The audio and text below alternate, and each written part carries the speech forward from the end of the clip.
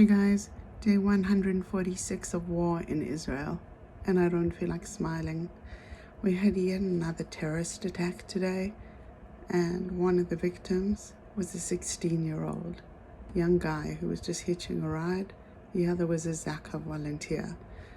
And they were killed by a terrorist, and now they've just revealed in the news that this terrorist was a citizen.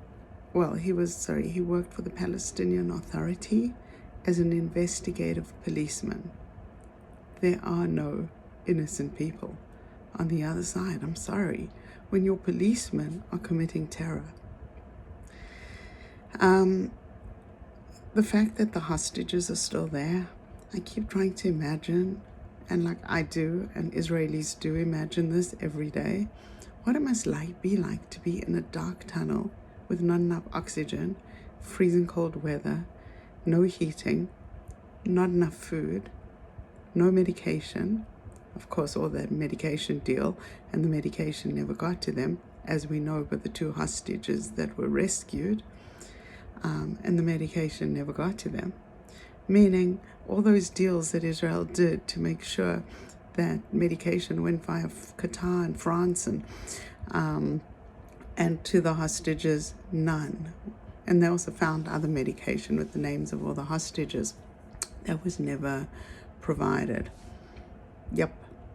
So much for those innocent people on the other side. I do want to mention that Ramadan's coming, and the US and the international community is making a big thing about Israel ending its operations in the Rafah district before Ramadan.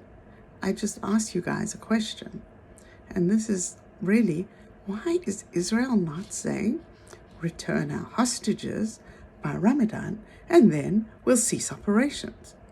Why is Israel pandering to the world? We know that they hate us. We know no matter what we do, we're not going to win. You just have to see the yin-yang of Biden's policies. At the end of the day, America needs a strategic base in a very destable Middle East, and they need Israel's intelligence. So, to a certain degree, they're not going to abandon Israel. But they're going to impose policies on us that are not really possible. So we're going to be hated, and we're going to have to do exactly what Golda Meir did in 1973 in her famous conversations with Kissinger.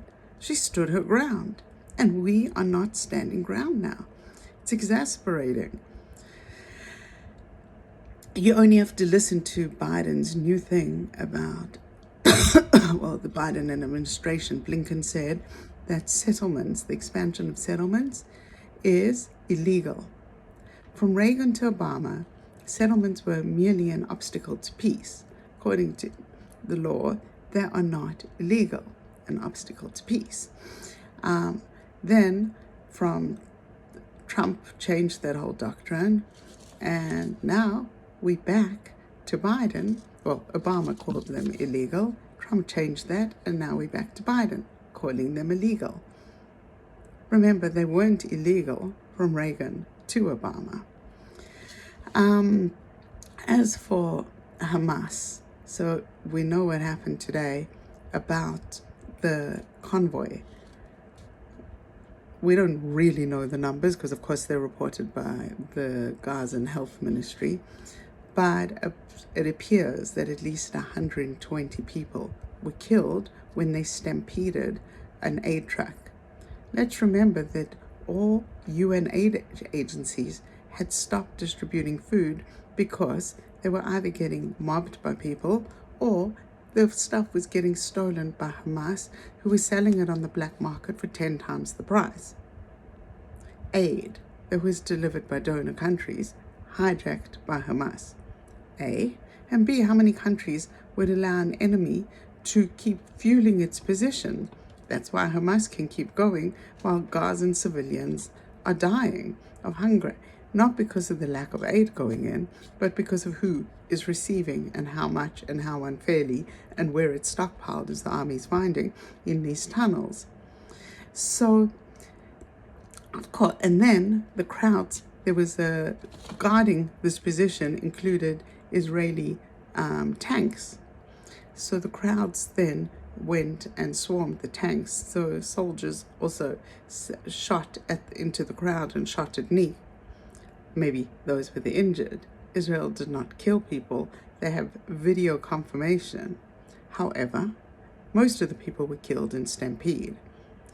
The trucks were being driven by Egyptian drivers, protected by Israelis, so that aid agencies could deliver. The bottom line is, it doesn't matter. The narrative is now that Israel killed 120 and injured 750. No mention of the stampede. As for Hamas, claims that they sent rockets, like a Hamas-affiliated organization, from Lebanon into Israel yesterday. Today, Hezbollah sent rockets to Haifa. Haifa is a major big city. This is not like a small yeshuv on the north of Israel. Haifa is, I think, the fourth biggest city in Israel. And they send rockets there, and it's the further south that rockets have hit. Major escalation. Israel is pounding, in turn, Beirut and Taris, two big cities. Obviously, Beirut, the capital, and a big city in Lebanon. Major escalation. And Sunak in England said that the UK is being ruled by mobs in replacement of democratic rule. So I guess it's not just the US who's undergoing this extreme mob rule. Of course, in all wars, there's winners. And the winner in this war is LL, who has its profits up 370%, while they are the only airline. Why they have to price gouge every Israeli citizen for traveling.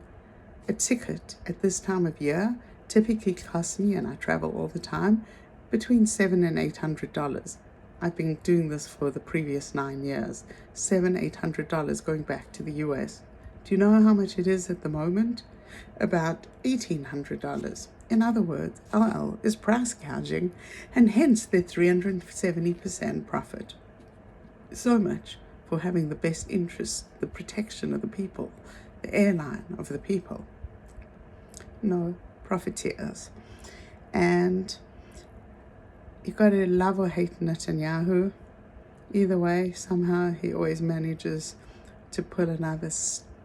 I always get Gavin always teases me because I get them confused, my idiom. But he always manages to pull a trick out of his sleeve. Another one every time. And he's somehow still in power. But there seems to be another magician in politics, and that seems to be Trump.